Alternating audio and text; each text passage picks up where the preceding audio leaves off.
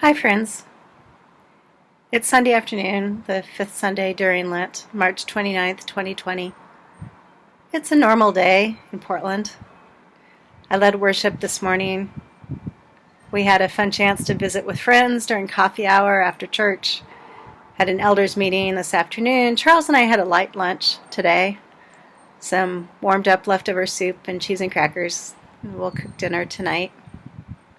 It's a normal day in Portland. It was sunny after church and then rainy, and now it's kind of sunny again, at least in our part of town. It's nice out. I'm Cynthia McBride, the pastor at First Christian Church in downtown Portland. It's a normal day here, which is strange because there is nothing normal about the season of Lent this year. About March 2020. We're in the midst of the coronavirus pandemic. Nothing feels normal anymore. We had worship this morning, but instead of in a sanctuary, it was across computer screens. We had an elders meeting by Zoom.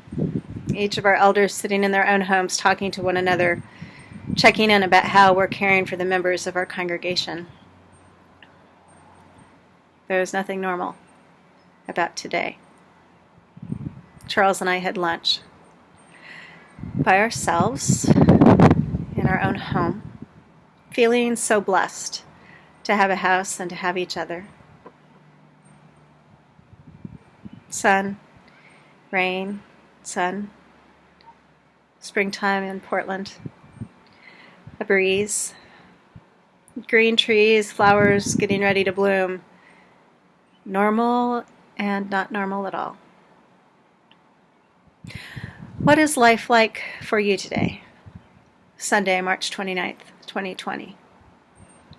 What in your life feels normal? And what is still surreal? The news reports this weekend announced that there were more than 800 deaths in one day in Spain, more than 900 deaths in one day in Italy. This morning when I led worship, on the other side of the computer screen, there were members of my congregation who live in communities with names like Milwaukee and Bethany and Hillsborough, Vancouver, Portland. There was also a young man that I love like my own son, Emanuele. He's Italian.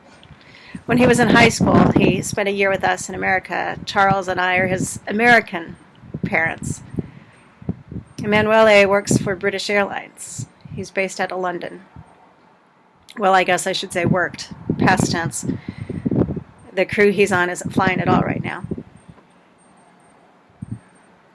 It was wonderful that he could watch worship from across the ocean at a different time. And yet my heart aches because I know so many of his friends and friends of his family in Rome will likely not survive this season of Lent, this year, this pandemic. I can't help but wonder, who do I know who at some point will test positive? Who at some point may or may not recover. There is nothing normal about people having to have that kind of thought every day. This morning I preached on Psalm 130. My soul waits upon the Lord, more than those who wait for the morning, more than those who wait for the morning. All of us, not just in Portland, but in the world, are waiting for the dawning of a new day. We're encouraged by reports out of Wuhan, China, that the number of new cases continues to decline, and life begins to appear to be able to return back to normal in some small way. In China, where this illness first transferred to humanity, stores are opening and people are moving out.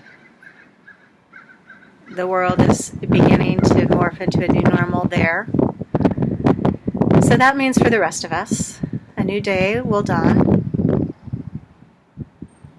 But in the meantime, we must be intentional about caring for one another, about accepting that the changes we face are not just for ourselves, but for the sake of all, especially the most vulnerable.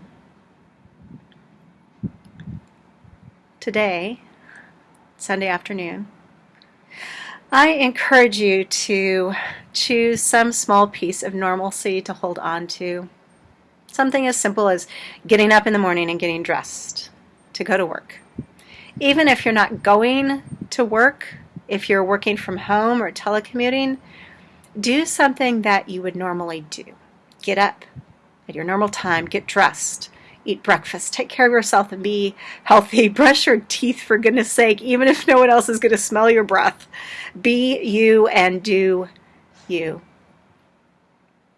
And then accept that some things will just not be normal for a while, but a new day will come.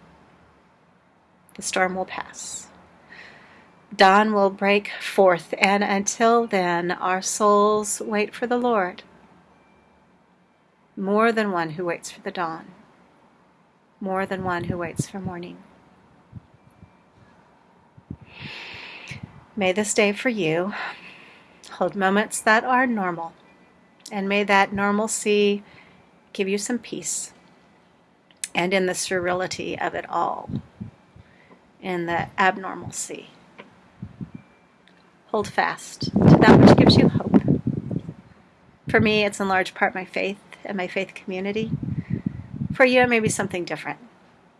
Walking your dog, watching a funny movie, reading a book you love, listening to music that stirs your soul. Find something that gives you hope, a way to help someone else through this hard time.